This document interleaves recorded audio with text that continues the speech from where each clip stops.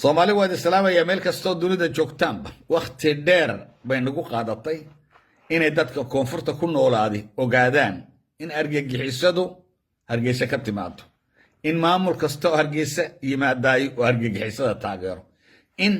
ugxaantoodii caruurtoodii reerahoodii halkan hargeysa u degan yihiin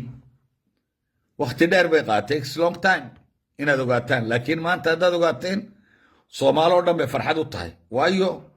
dee cadowgu meeshuu ka imanaya haddaad ogaateen meeshiiba horta la baktiinaya meesha cadowga xabaddu kaaga soo dhacayso ayaa horta la daminaya halkaasay de marka horeba joogeen oo idinka iman jireen argagixisadu maanta faysal baa sheegay laakiin weligee waa la sheegay sababtoo ah marka xamar qarax ka dhaco ee dad dhintaan sidii soobo oo kale 7 cisha ayaa la baarti lagu sameynayay hargeysa oo weydin dad Soomaaliyeed oo dhintay oo la qarxiyay burca iyo hargeysaba baarti baa la sameynayay anigu inta waan ka hadlay waxaan la wada xiriir baa ka dhaxeeyay maadaama marka dad idinka dhintaan ay soo banaan baxayaan oo farxad dibadda ugu soo baxayaan shabaab halkan ay ka imanaysaa inta waan sheegay dadka bilaa wadamadu markay dagaal ku jiraan ciidankoodu markuu guuleysto dadku iyagoona oomay dibadda u soo baxaan oo durbaana soo qaataan tabtaasoo kale weeyaan imika hadday xamar wax ka sameeyaan amba meel kale qabsadaan markaaba dibadda u soo baxayaan waa automatic wax xiriir baa ka dhaxeeya markaa halkani baa laga soo fangareeya marka haddaad ogaateen maanta waxay noqonaysaa in aad ka awood badanaysaan oo argagixisada meeshii ay shidaalka ka soo qaadanayeen markaad ogaato waad ka awood badanaysaa waanaad iska qaban karaysaa faysal hadalka uu sheegay waa runtiisa way taageerayeen weligoodba aniguna waan sheegay inay taageerayaan waayo wax kaloo connection ka dhaxayn kara ma jirto maalinta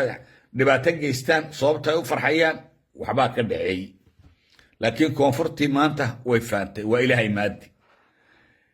in faysal cali waraabe su'aal baa la weydiiyey waxaa la weydiiyey inuu taageero al-shabaab iyo kale markaa su'aashaasi jawaab uma baahneen in la weydiiyana maahayn oo iska muuqataa inuu shabaab taageero qoraalkiisa ka muuqataa hada ficilkiisa ka muuqataa naxligiisa afkiisa ka soo baxaya ka muuqataa dadka kale way qarsanayaan laakiin isagu ma qarsado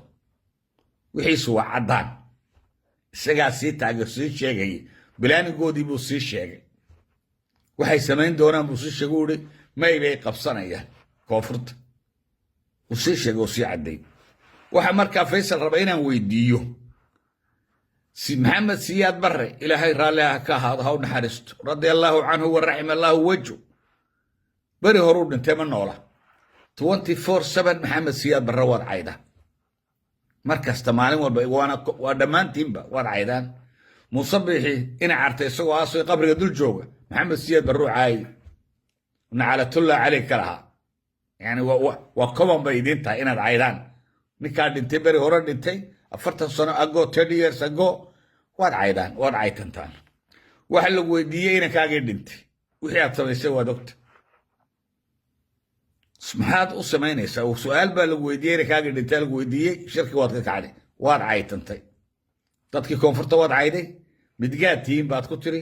waxaad inankayga dhintay maxaa lay weydiinaya maxamed siyaad barre beri horuu dhintay maxaad u caydaa 24 saac 24/7 maxamed siyaad barre sayidkii Soomaaliyeed ee qaranka markuu isagu madaxda ka ahaa wax walba free noo haayeen caafimaadku free education iyo free caafimaad baan haysanay markuu isagu madaxweyne ka ahaa waxaan Soomaali soo marin aan dunidana ka jirin wadanka adigu aad ka dhiibanta ay ka jirin wadamada Yurub ee dhaqaalahoodu halka maray oo aan joogo lacag baan bixiyaa 200 baan bixiyaa bish caafimaadka laakiin Soomaaliya free education iyo free health baan haysanay caafimaad iska wixii kale iska dhaaf 500 warshadood sayidkii waxaa noo sameeyay 24 soo wad cayda ta kale maxaa ku geeyay inaad caydo midgaan baa taatiri midgaanku muxuu yahay annagu midgaanka family baa naaba abahay wuxuu oran jiray waa familkeena qoyskeena wey iga ra'iisle jaar baan sayla adeer baan oran jiray adeer buu noo oran jiray namadiisu waa la ciyaari jiray seedo cayda ummadana Soomaaliyeed meel ku wala nool waxay sheegaysaa itaal daridaada iyo sidaad u qarxayso wixii calooshaada ku jiray ayaad soo xunqaaday adumadii ku xunqaaday la yaa malihid wada saasaatiin dhammaantiinba من لا يراهدو بيكي لا يراهدو بيكي أو هيصة أيام مرء شو دقا يهرج لندن بو سوق على ميكروفون سوست مركالكي هيس لقى سوق كوفرة يداد إن نفسيح قوسك نسيم ويدان قرح حصا إذا كوس عناي وكاس وكوك فنانك وكبع مرء رجري أي مكان أقصى النقدة أقصى النقديولي وأيو أبقى قبحة توبة القحبة ويومين ناكتر دلادي اللي بعي شو بيتر هذا هو توبت كان ما نسى دحنا يقصى نقونسا كاسو ميدا بدأتي ساسو دباتي 60 وقت وهوش وضع يعني وحاس كل جرا قف والبا وكل جرا لكن قاركين باهات كيسرايا قاركين وكصوبحية صومالي ما مركز سؤال ويدينيه عطسي موشين با وطامات صومالي موشين كان وطاو حويا صومالي لان مركز ليدهين بيروي صومالي لان قبيل باسكالا قبيل كإساقا صومالي لان إياقا لبحي إياقا عالم قاطي إياقا صومالي نعيب كتيرا إياقا دباتة صوماليات كشقاي لكن أنه قيبتا سوان كنو الله مركانا كالاسارو صومالي لان يددك الصوماليات هلكا كنول قبلكا كنول أوضل كنول سيدا نو كالاسارا هيسوكا يدرنا وأي هذا سوكا يدرتان عيبان واركننا نعايسان وأي أنه لما وداغنو فكر كان يقبان صومالي نعيب كلمة وداغنو على النعيب كان عالم كالصوماليات أي نعيبهين لما وداغنو ما كان عايشيغان أيان إلا لما وداغنو عالم كان أي وطانا لما وداغنو حمانتان أي صومالي وقبان لما وداغنو أنه قدت صوماليات بانهاي عالم كيغو عوالي صومالينا وان جعلها مركا اسكو مبدأ منهن وحلا وحن وداغنا كمانا مجرته وايو أنه صومالي بانهاي يغو صومالي ديد يغو من نماذا الصوماليات بكسور جدا أنه من نماذا الصوماليات بان جعلها أنه دباتة الصوماليات وين الدبقضاء يغو دباتة الصوماليات وكوا كفر حي إذا كيسان إذا بدأ الصوبحي مركا أنك لا سارع صوماليلاند غير كاسوي وهرقيسية برعية بربراء يقبلي انت يدك له أنه وحنا الصومالي وهاتي هذا صومالي دا قلبيتك أم بس صومالي دا قوغويقا كنول مقعا نوغو يارا لكن صوماليلاند مركزنا لدين وانا عايسان إنه قد حدر إيسان إياك عيبان واركا إنها لأنه بدلو مقعا نوغو منين وهي أنه وحنا أرقنا إنه ترورستيهين أرقاقعيسينيين كوا إذن لا جوجا برلمانka إذن لا jooga inay shabaab ka daran yihiin baa anaga noo muuqda oo argagixisan yihiin baa noo muuqda marka na kala reeba anaga wayna la joogaan Jabuuti way joogaan culays bay nagu hayaa siyaasadeed culays dhaqaale nagu hayaan culays afxumay nagu hayaan culays Soomaali nacayb oo Jabuuti ka jirin bay nagu hayaan anaga wax kale ma xaal oo dhulkiina jooga Hargeysa ay deeqdana daaya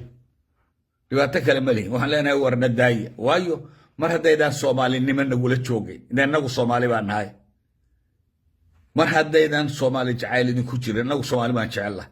calankan hadduu calankii Soomaalida aydan rabin haddaad dhibaatada Soomaali ka shaqeynaysaan annaguna wanaagii Soomaaliyeed baan ka wada shaqeynaynaa oo dhaqaalahayaga ku baxaya oo awoodeeda ku baxaya oo cilmigeeda ku socda oo aqoonteeda ku socota in Soomaali midowdo oo qaran Soomaaliyeed la dhiso idinkuna intaa wad ka soo horjeedaan marka waxaan leenahay mar haddaydan ogoleen Soomaalinimo magaaladiinni ku noqda Hargeysa haydin deeqdo iyo Gabile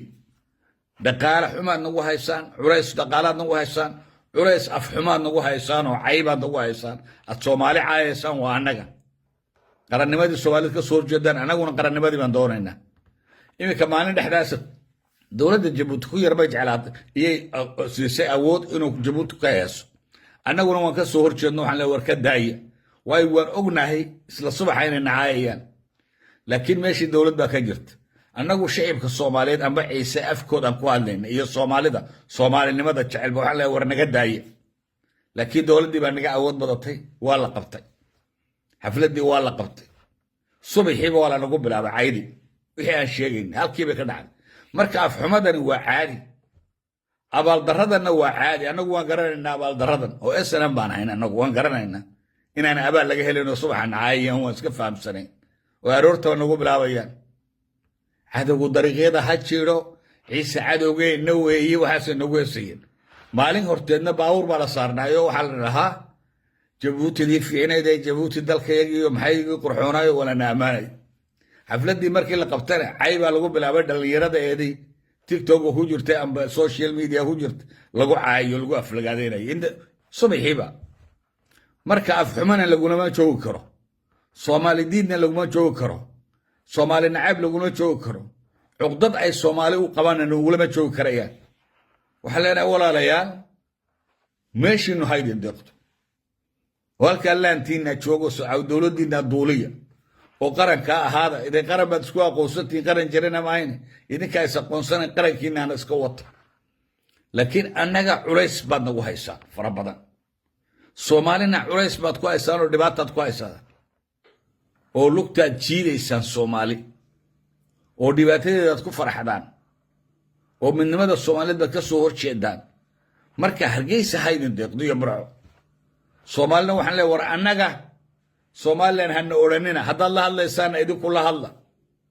annagu shaqo kuma lihin annaga soomaali ka wada hadal kama galayno sababta annagu soomaali baan nahay waan jecel lahay calanka soomaaliyeed baan jecel lahay dad soomaaliyeed baan nahay wanaagiinaan rabnaa wada hadal kama gali karano waa dembibaba annaga inaad nagala hadashaan iyaga kala hadla soomaalinimada iyo midnimada iyo qarannimada annaguse kuma jirno waxaanu aragnaa dembi inay tahay inaan qarannada soomaaliyeed ka wada hadalno iyaga kala hadla annaguse waxaan nahay dad soomaaliyeed ee waqooyiga ku nool ciise iyo samaroon iyo gabooye intaanan iyaga ahayn annagu waxaan nahay dad soomaaliyeed hana odhanina reer waqooyi baa tiin oo somalilan baa tiin waa cay bay noqonaysaa haddaad nagu tirahdaan soomaalida kale annagaad nagu tirahdaan soomaali meel kastoo dunida joogtaanba waan idin soo salaamaya